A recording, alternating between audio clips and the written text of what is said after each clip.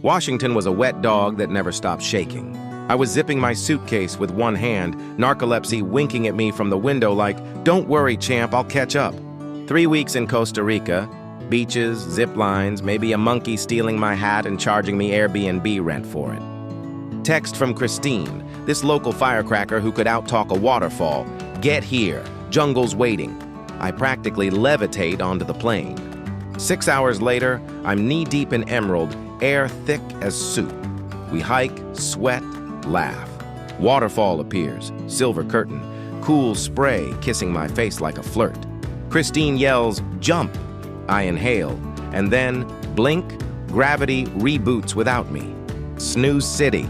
I sway like a lazy metronome. Christine grabs my collar. "James, if you drown, I'm billing your estate for the hiking boots." Eyes snap open. Sheepish grin. Narcolepsy. World's worst party trick. We picnic on river rocks. Sun feels like warm butter. Phone buzzes. Christine reads. Goes pale. "Your brother-in-law. He didn't make it." Everything tilts. Drive home's a blur. Rain, night, windshield like crying glass. My sister's on the porch in North Dakota. Blanket around shoulders, eyes too empty swing. Landlord shows up 3 days later, boots squeaking. "End of month, folks." We crash on benches in laundromats in a Civic that smelled like fries and broken dreams. Sister looks at me, half joke, half sob.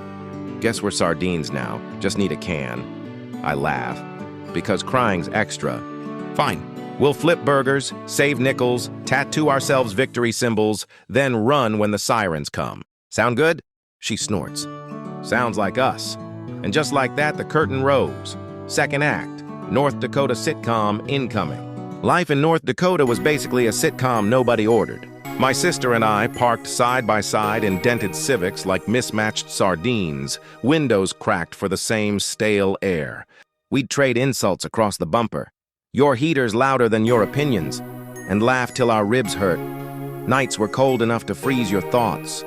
But we'd blast whatever radio station caught signal, pretending we were tailgating a concert. Then, plot twist, we landed jobs at the same diner, flipping burgers and dodging grease burns. Tips pooled, coffee stolen, boom, deposit made. The landlord handed us keys like he was passing a torch. Place smelled of old pizza and older regret. But the couch folded out, so who cares? First week's grocery run, we bought cereal big enough to double as life rafts. Sister turns to me one morning, grin wide as the Missouri. "Gift time?" I drives me to the parlor, ink or bust. I picked the design I'd doodled since high school. This dreamy lady stretched across a crescent moon, all silver and mystery. Artist thinks I'm nuts. "She glows?" I nod. He shrugs, needle dives. Halfway through, she starts humming. Actual tune, like my skin grew a radio. I swear the lady in the tattoo winked at me. Artist laughs, says he's seen weirder, keeps going. Price? Covered. Sister fist bumps me out the door.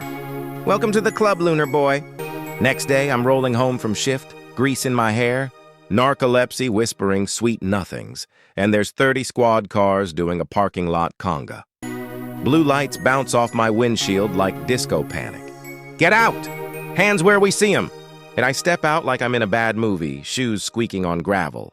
They pat me down, treat me like Kingpin. "We think there's product," one grunts. I almost snort. Product's what we call the expired mayo in the fridge. Turns out sister had a gram in her sock drawer. Rookie hour. They corner me in the living room, 2 detectives playing good cop, bad pajama. "Stuff in the common area," they say. "Common area!" That's my half-eaten bag of chips. They read Miranda like it's foreplay, trying to trip me into snitching on cereal. I keep grinning till they let me sit on the steps, confused and slightly famous.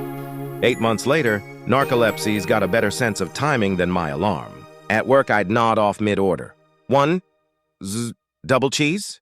They'd laugh it off, send me to the back to rest on onion crates. Bosses were saints. One even timed my naps like a sports coach. 40 winks, then back in, champ. Saved every nickel till the moon lady on my shoulder started talking louder than dishwashers. "Westward, sailor." Jump. And I booked the cheapest bus, kissed the diner goodbye with a soggy fry apology. Washington hit like wet wool, gray, heavy, alive. Every mile the tattoo pulsed warmer. At the edge, cliffs dropping to black water, she purred, "Jump. Not drown, just jump." One breath, legs over nothing, moon laughing in my ear. And down I went, through salt spray, through heartbeat, till my boots landed soft as feathers on pale dust. The lady stepped out of ink, real as wind, and we tugged the veil like it was cling film. Reality ripped. No cameras, no cops, just starlight spilling everywhere. And for once, gravity sounded jealous.